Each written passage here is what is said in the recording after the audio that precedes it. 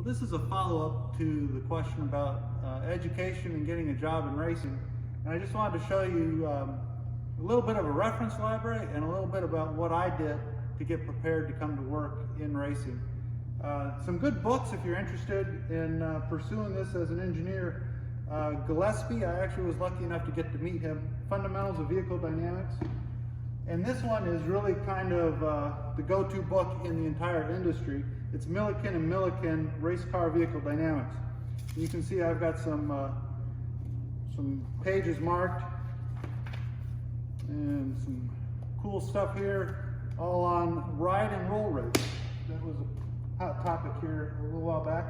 Some other books, I don't even know if you can get these anymore. This is the Motorsports Engineering Conference. These are technical papers written by engineers that are interested in racing. This one happens to be one of my favorites because there's a paper in here that I wrote. Another good one, if you can find this, is Cup Race Technology. They used to do, they might still do, some special reports on cup racing.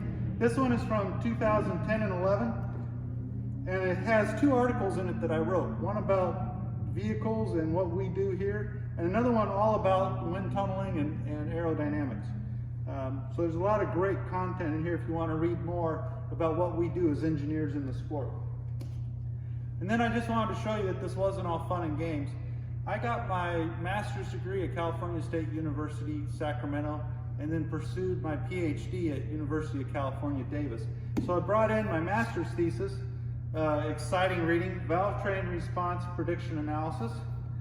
And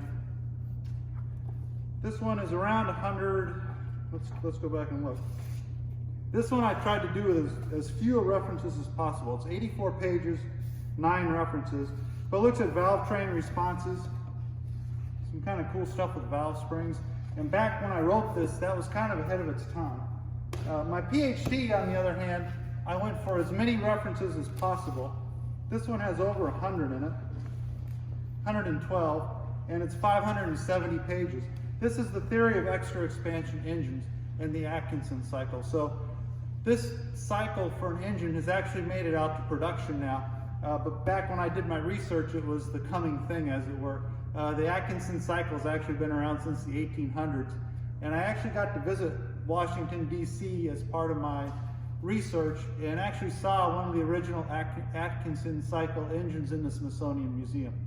So that's kind of the background of what it takes to be an engineer here at Hendrick Motorsports.